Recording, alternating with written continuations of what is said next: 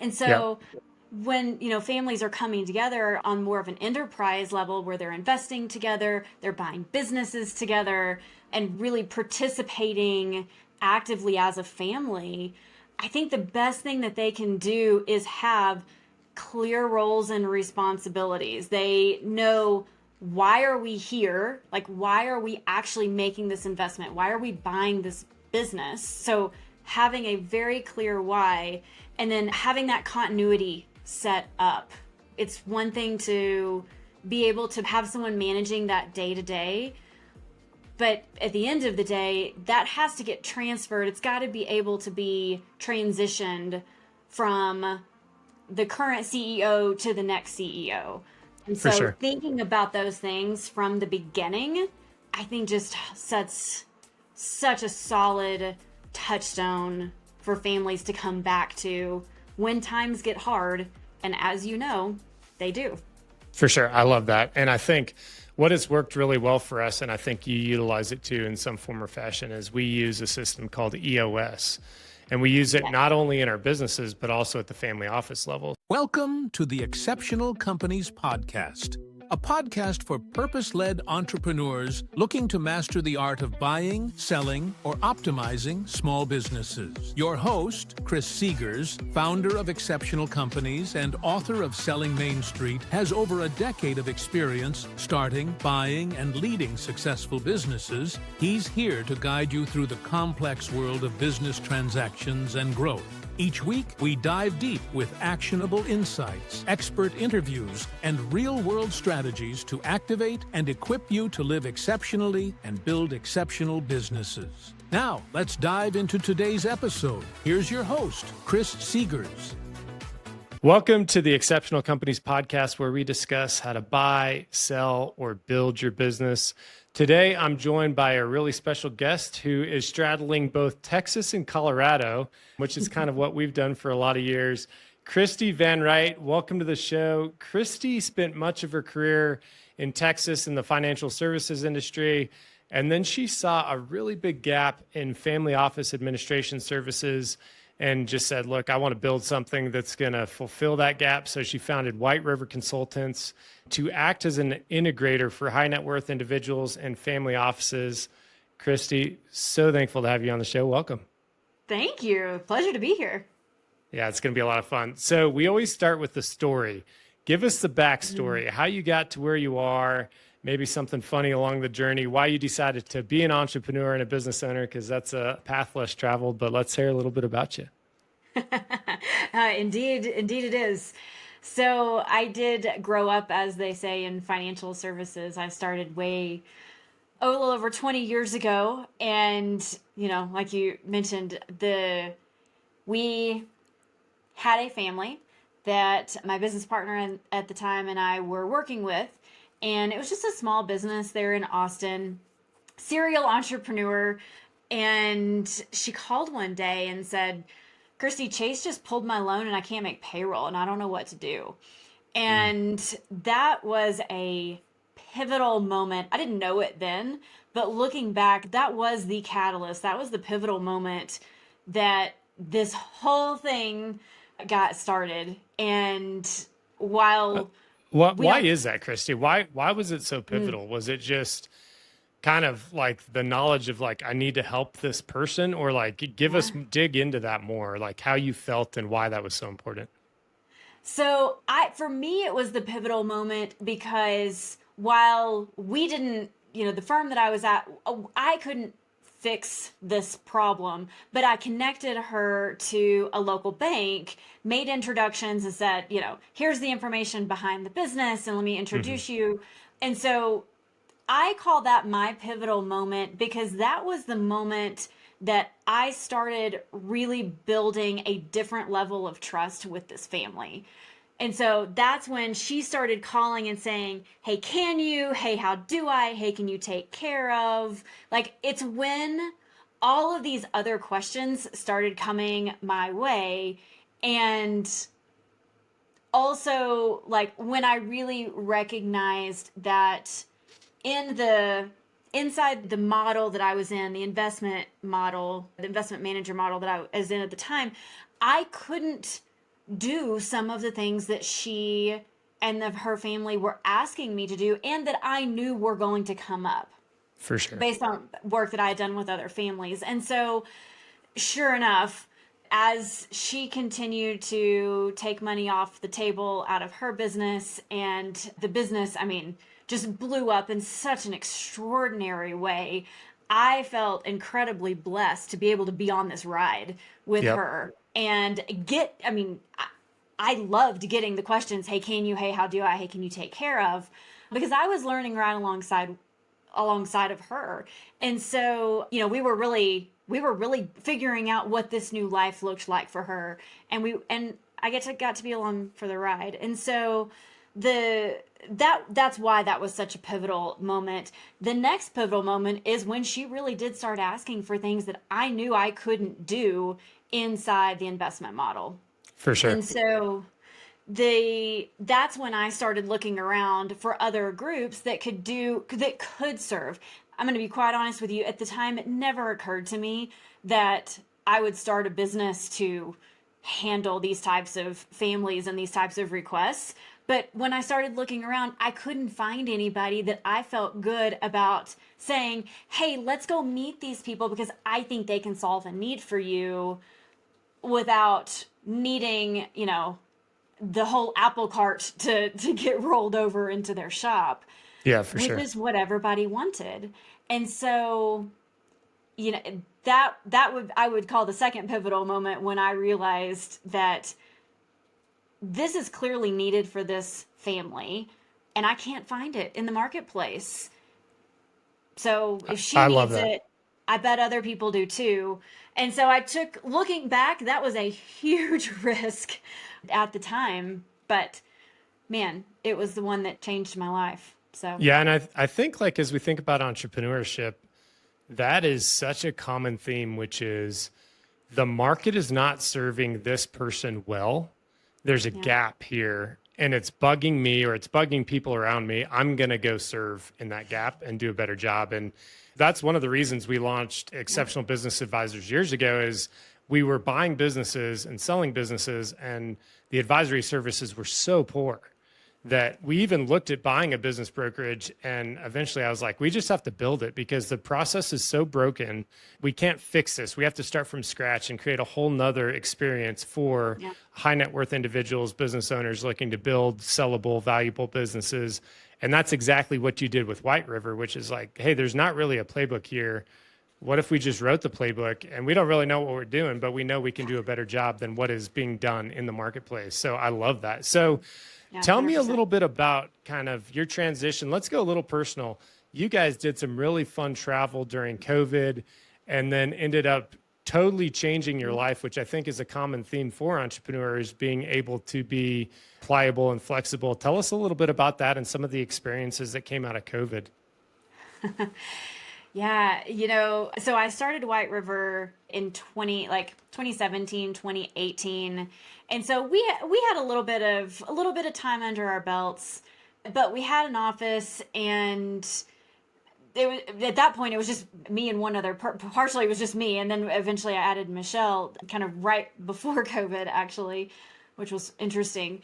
But when COVID hit, we realized that we actually, because we had already started out more on the virtual side, because it was just me, everything was saved virtually. I didn't want to have boxes of paperwork around me and filing cabinets. And I knew I wanted to be mobile when that opportunity came. And so when COVID hit, we really were mobile. Everything was cloud-based.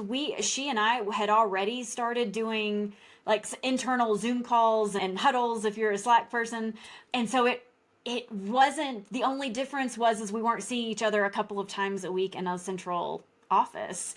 So COVID hit and my husband, Wes, and I had already had like a 2-week trip planned to come to Colorado, actually. And we had a little camper trailer at the time, and we'd planned to be gone 2 weeks, and I was so worried about it. Like, I was worried that I was going to be away too long, that I wouldn't be able to be connected. And COVID hit in February, March, and everything, the world shut down. that trip was planned for end of April, 1st of May. And we were sitting there on the couch one night, and I just looked at Wes and I was like, why are we sitting here? We already had this, we already have this other trip planned. Why don't we, like, why are we sitting here? Let's get after it. Let's go. Yeah. And we did. And the trip to Colorado, I was like, why don't we go to Montana? We've been trying to get up there to see family for years. He was like, Christi, Austin, Colorado, Montana. I was like, come on, how hard can it be? Yeah. Which is my mantra for general life and experiences. And that's exactly what we did. We were out.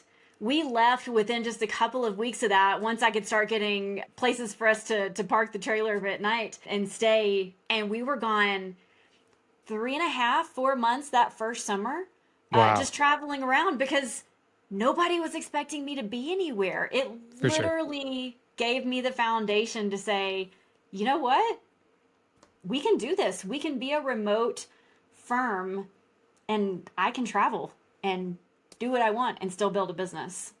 I love that. And I think that's such a testimony to folks about limiting beliefs, because we were the same way. We started our first business in 2012 and immediately moved to Texas. So that business was in Colorado. And everyone's like, what are you doing? You've got this business here. And I'm like, look, if we can't build systems and team around it to where it operates with us out of state, then we haven't done our job. And it was trial by fire, because once you build it and you do it, then you're like, okay, this is totally doable. And you can do it, from then on with every other business.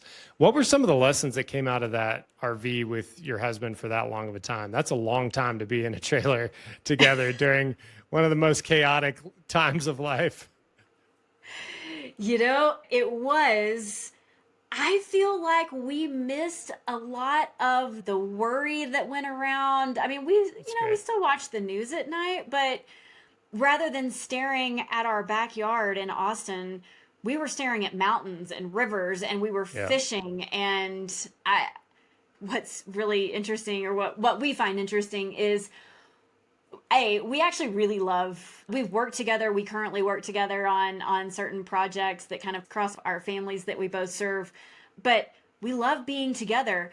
And what's really funny is our offices in Austin, we of course office out of our house right now. The office is like, he's on the second floor and I'm on the first floor, and we annoy each other when we're in a house. Our office is in Colorado, like we could not be farther apart. I'm above the garage and he's like down in the basement, like we're a long way away. But you put us in a trailer in front of a beautiful set of mountains or a river or someplace that we've been wanting to check out a town, we do just fine sitting 6 feet from each other. No problem. That's awesome. I'm just going to go outside and take a call. It's fine. I love it. That's awesome. But okay. It's a 2-story house. Doesn't work. Yeah. That's awesome. Okay. So let's get tactical. What is, for the folks that have never heard of a family office? So we have our own family office, Exceptional Companies, where we help people buy businesses, real estate, oil and gas assets, and do those directly ourselves. But what would be your definition or the experience you've had of what a family office is?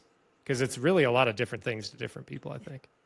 It's a lot of different things. And I don't always love old adages, but this one sort of rings true. If you've seen one family office, you've seen one family office. And the reason for that is because every family is different. Our family is different from your family. It's different from the Jones family. We all need something at a high level. We all want something different. Mm-hmm. And so, when we talk about the family office, we talk about it from a structure that is supporting a family. So it doesn't necessarily have to be what's called a single family office where, you've got a handful of people who are solely dedicated to managing the investments, the accounting, the legal, all of the things for a single family. Those certainly exist, but that exact same structure applies to, or that concept applies to a structure that a family builds around themselves to support them. I think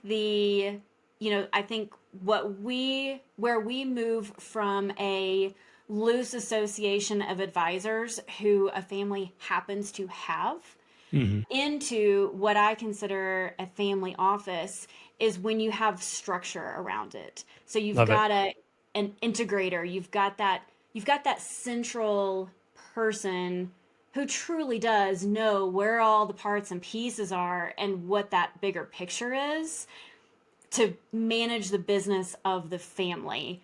So the family isn't having to manage another business because a lot of Yeah, our for sure. families are entrepreneurs. So And I think you that's what touched we on consider. you touched on a super important thing, which is, in my belief, the personal values, goals, et cetera, of the family should drive the strategy of the family office, not vice Absolutely. versa. And that's what we've done ourselves. And even with our clients, when somebody comes in and says, should I sell a business or should I buy a business or should I do these things? We always start with, well, what are your personal goals and wealth goals? And those should drive the the thing that you're doing, like the strategy and the execution piece of it, not vice versa. I think what happens a lot of time is the tail does wag the dog, and the assets and investments are driving the strategy and sucking the life out of the family members involved in it. And it's like, well, that's not really what it is. The goal for most people is freedom. And if the family office isn't serving that freedom, it's creating less freedom by just more things that you have to manage and look at, and tax returns and K1s and strategy sessions that you don't want to be involved in. I think that maybe the strategy has been set up incorrectly.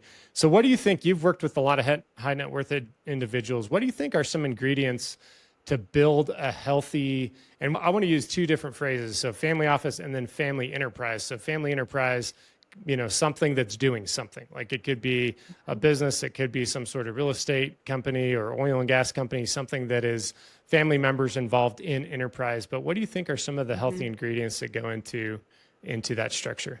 I think you hit the nail on the head just now, Chris. The building a healthy family office doesn't start with my friend Bill uses this group and he says they're great and they do all of these things for his family. That is a way to get into the family office world. But if a family comes at it from the perspective of what are your values and what do you actually want out of your system?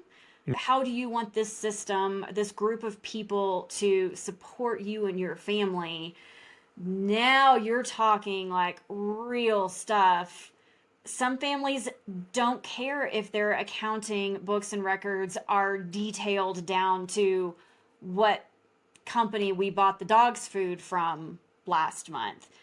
Others, they want to see that broken out. Well, those are different things. For sure. Some want investment reporting consolidated. Some are really heavy into private equity and they want people that can bring deals. Others just want it to be tracked and make sure entity legal documents are kept up to date and things like that. And so if a family can really think about or have a conversation with a family office integrator, a family office support system to really dig down and say, what do we really want and how do we want our family to be supported? That is such a better foundation for bringing together a group of advisors to build from. And I think that it's the same thing on the enterprise side. So if a family, the thing about having a system, a family office system is effectively what it is there are clear roles and there are definitions for who's doing what. And it's not necessarily you're going to stay in your lane, but it definitely is you are responsible for these things for this family and we need you to play your role here because there are other things waiting. And so when families are coming together on more of an enterprise level where they're investing together, they're buying businesses together and really participating actively as a family, I think the best thing that they can do is have clear roles and responsibilities. They know, why are we here? Like, why are we actually making this investment? Why are we buying this business? So having a very clear why, and then, having that continuity set up. It's one thing to be able to have someone managing that day to day. But at the end of the day, that has to get transferred. It's got to be able to be transitioned from the current CEO to the next CEO. And For so sure. thinking about those things from the beginning, I think just sets such a solid touchstone for families to come back to when times get hard. And as you know, they do. For sure. I love that. And I think what has worked really well for us, and I think you utilize it too in some form or fashion, is we use a system called EOS. And we use it Yeah. not only in our businesses, but also at the family office level. So we have kind of they call it a VTO, a 2-page business plan. We've got that for our individual business units or enterprises or real estate or oil and gas. And then we also have a family office level VTO that all of those feed into to make sure that we're doing the things that the family enterprise should be doing to serve the family office that should serve the individuals. And we actually run it in our family ranch. So we're pretty big into ag as a family. And once we used EOS, I can tell you, I've been involved in that ranch since I was tiny. And we never had a structure and accountability and scorecards. And now we had the most profitable year we've ever had last year. Everybody knows what they should be doing. There's accountability both for our employees and for the family that's involved in that leadership discussion. And it just takes a lot of friction away because now we're like, hey, we run this system and the system says we should do this thing this way. And it's not my way, it's not your way. And, if you don't want to be in the system, then that's okay. So it just provides a lot of clarity and it allows us to execute quickly and just kind of distills a lot of the noise. So what about just a story? Like, what's a story of a family you've supported where you've brought in White River and some of the tools, and you're like, this absolutely changed the way they live their life or brought a lot of joy or a lot of peace or a lot of, whatever it may be. Tell us a story about something that has gone really well for you guys.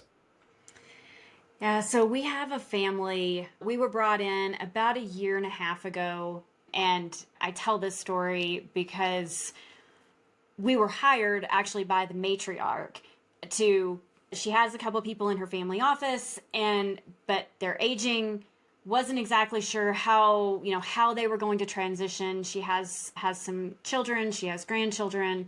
They have a very broad extended family, and there's quite a bit of wealth. She hired us to do a very simple, just put everything on the same page for us.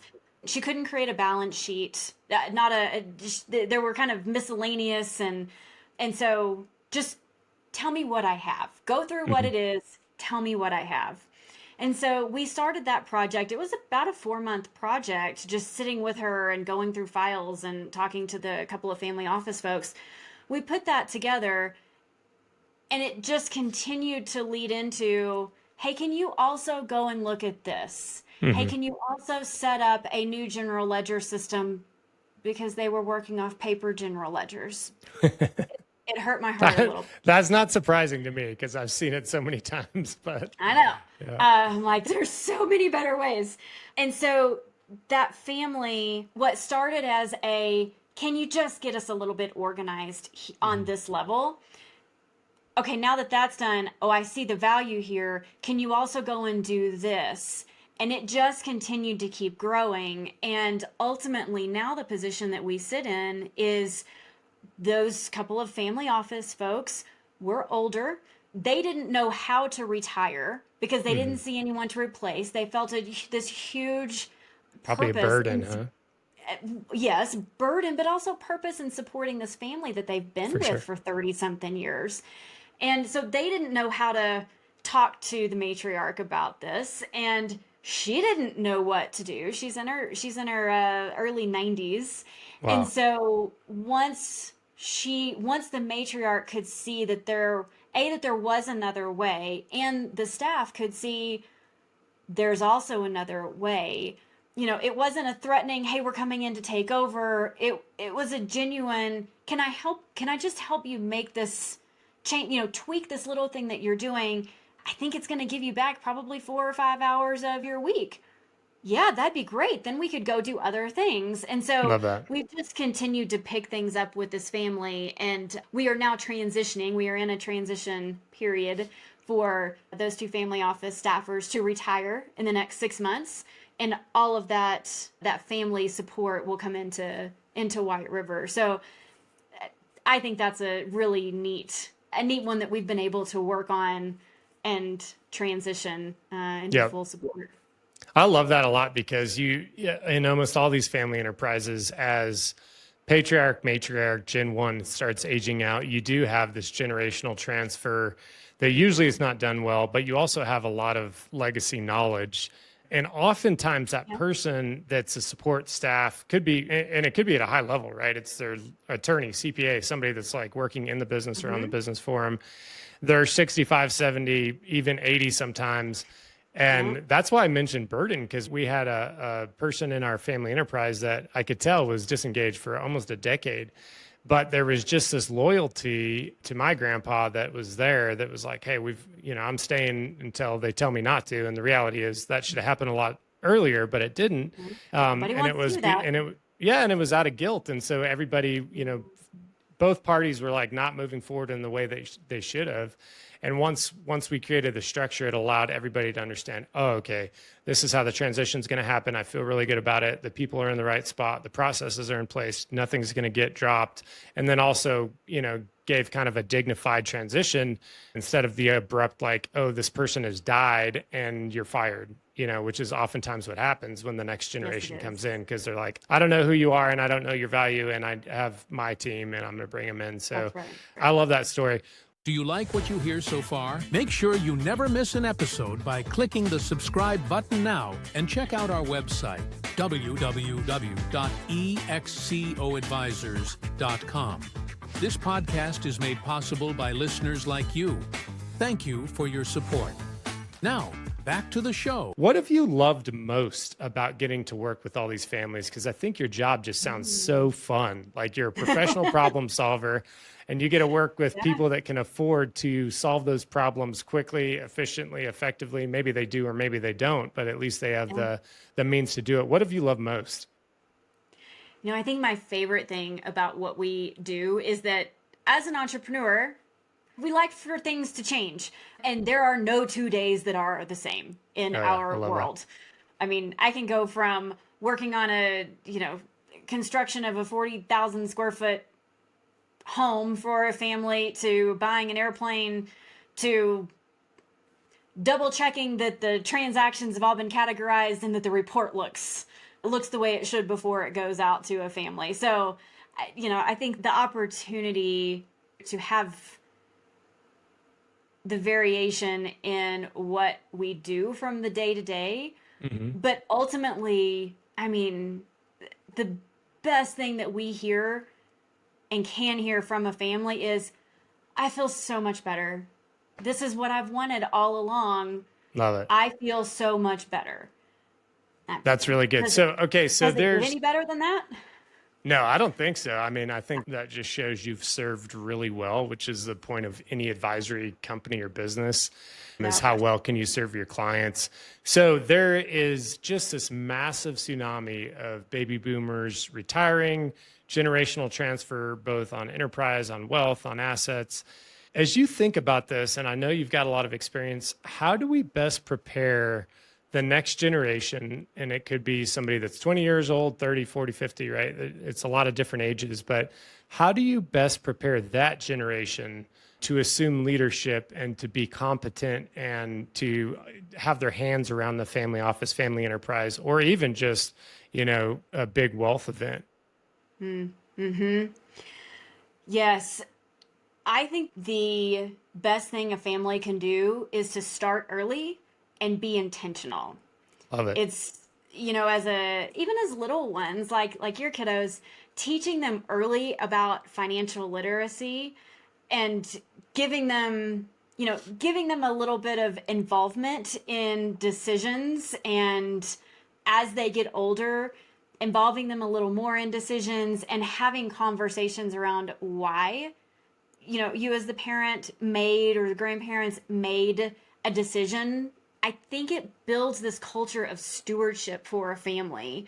For sure. And I think that is what a lot of families I think if they had that a little more central to that family culture, I think they would find some of that generational transfer a lot easier, because they would know, how was our family money made? It wasn't that, 2 generations ago, my great grandfather went and started a company and now our family is rich. And I don't know. I don't think my dad does anything now. That's not what you want your kids to say. You want your For kids sure. to say, my great granddad started a coal mine in the middle of nowhere, Colorado, and he worked so hard to make this happen. And then my granddad came in and ran the business, and then my dad came in and ran the business. Like, you want them to be able to tell that story and have For the sure. passion.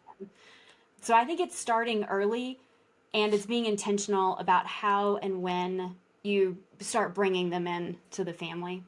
I love that. And that's exactly the path we're working on with our kids, whether we're doing it or well or not. I'm not quite sure yet. But what I've always said, like, if you build a big enough vision, then other people's visions can sit within it. So as we build our family office, we're inviting our kids to talk through it and come into it. And it may not be a fit in some ways or others, but we're building this vision, which is to activate and equip others to live exceptional lives. And so the family office does that. Now, we do it in business and we do it in real estate and oil and gas and these other things.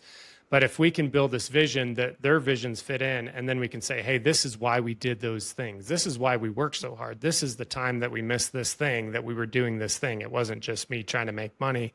Our kids are starting to understand that language a little bit. And even just being invited, some of the language kids, are, oh, when I get the thing or when I become the business owner or whatever. And I'm like, no, you're going to have the opportunity to buy into the business or step into leadership roles as you grow. But this isn't something that you're just going to inherit. And I think building the skills with your kids and the problem solving ability, and then giving them the vision and say, hey, this is what we have a vision for, and this is how we'd like it to be continued, but we also want you to take and put your flavor on it. I love that. So let's take a different spin on this. So you've got a lot of clients. Okay, so let's say if you had to buy a business or a company in a totally different industry, or one of your clients was like, hey, we got this capital and we're going to buy this business in an industry we don't know anything about. What are the first 3 or 4 things you would say, hey, we probably need to focus on these things? Well, you mentioned EOS earlier. We do run on EOS. We run our families on EOS. So I love that you said that you run your family office on EOS. I think a lot of other advisors, when we bring them into the system, they're like, what is this VTO? What is this L10 that you want us to have? And, right. Maybe we don't do it quite as often. We don't do a weekly L10 with all the advisors, but we have them on a frequent. And yes, I do expect you to be there. And so I think if I'm looking at another business, or I'm looking at a business that a family's bought, I'm going in with the exact same perspective. Who's on the team? What are the processes that are currently in place? I think a lot of things, having the right processes and the right people, we always say the right people in the right seats. If you can get close to that or understand what's happening from that perspective in the business, that's the first thing that I would do. I think, the next thing is getting into the cash flow. You got to get into those books, because You got to know your numbers. Yeah. You got to know your numbers. So many details lie in those numbers. And if a business is selling, we both know you can make a business look really good on the books. And so digging into what's really happening, what's been happening, I think would probably be my quick second to get a handle on where cash flow is going. And there's almost always, in any business, there's almost always a place that you can find some little leaks here and there, little gems that you can, tweak something or just not have, and usually, pick up a little cash flow.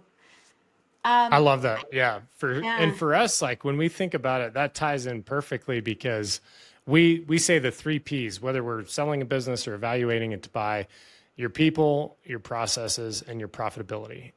Like those three P's. Mm. If we just analyze Yeah. those and get those right, even if we get them 70% right and continue to progress with EOS through that, if we Yep. can get a handle on those three things, there's a lot of other things and other variables that go into it, but those are the things that we always are like, you got to get those three right. And also, when you're buying a business or going into a new industry, you know there's going to be deficiencies in any of those three, but as long as you bake that into the underwriting and due diligence, then that's okay. Like if you know, hey, this person is not in the right GM role, we're going to have to replace them and it's going to cost this, but we've baked that into the price, you're going to be fine. But if you haven't identified that, then it becomes, I think, pretty difficult.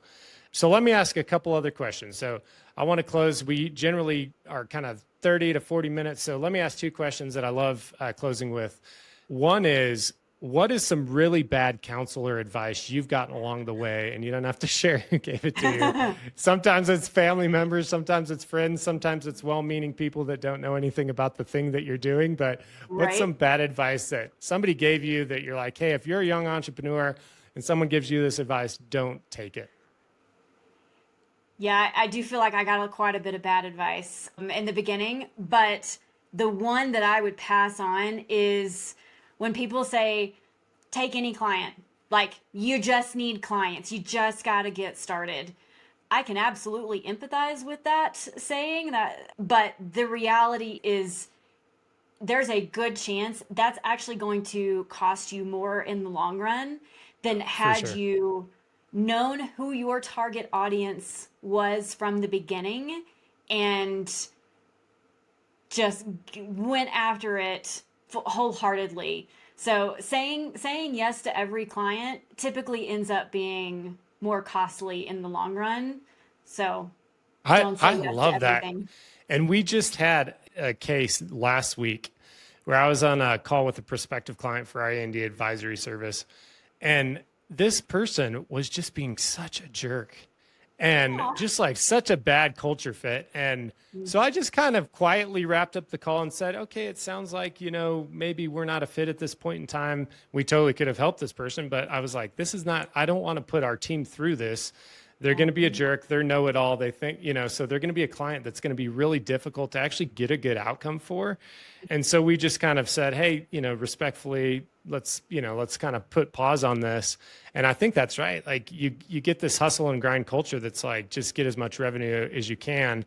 And the Koch brothers wrote a book called Good Profit. And one of the things is like, hey, you want to make good profit. And your definition of good profit is what should drive that, not what the Koch brothers or anybody else. But if good profit to you is, I want to make $1 million net, but I want it to be with people that are wonderful and share similar values and mission because I want to have freedom of my relationships, then that should be the driver. That's really good. So tagging onto that, what's a tool or a resource or something you've used in the last like 90 to 180 days that you're like, Chris, this thing has just changed my life and I want to share it with our audience? And I can't say EOS, can I? Can't say EOS. We use that one too much. I know. It's It's a because good it's so system. dang good. Yeah, I It's know. so good. But we're What does building that a better one. We're working on one right now that's going to be even better. But EOS is really good. Okay. I think one of the things that I'm going to go to a book, and it is Dr. Benjamin Hardy and Dan Sullivan's book, Who Not How. Oh, that's so good. Yeah. From an entrepreneur's perspective, it's not how am I going to get it done? It's who is going to take care of it.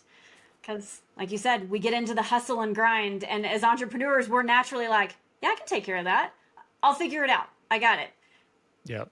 And I think like Fine. that's one of the things we built this tool called the tribe tracker based on that concept, which is how do you curate the tribe around you? And not only for you, but also when we bring in a client and we're like, okay, they've got these 5 issues, we can solve one, but we've got these other 5 things. We need to bring in this advisory board. Okay, who's it going to be? All right, Christi can solve this piece, and we've got the attorney that can solve this piece. And it just speeds everything up to where when a client comes in, exactly like you said, hey, how do I solve this, Christi? And you're like, I can absolutely help you with this. The first thing you're thinking is, if I got the right person in the right seat, they would solve that for me and make it really easy, and they could be part of the team that you're integrating and orchestrating. Man, this has been such an incredible conversation. So 2 things. One, I want you to tell everyone where they can find you, whether it be on social or your website or podcast or LinkedIn, anything that you do. And then also any parting wisdom you would have for a young entrepreneur in 2025. But let's start with, where can people find you? Yes, you can find me on LinkedIn. I am at Christi Van Rite, or our website, whiteriverconsultants.com. Love it. Okay. Parting wisdom. If you were talking to somebody who's 10 years younger than you and is on a similar journey to you, and they're in 2025 with all the political chaos, all the craziness that's happening, what's the parting wisdom you would give them if you were sitting across at a coffee shop? Such a good question. Don't confuse complexity with sophistication. Ooh, would be my. That's really good. Don't overcomplicate something to try and make it look good. Oh, that's so good. Yeah.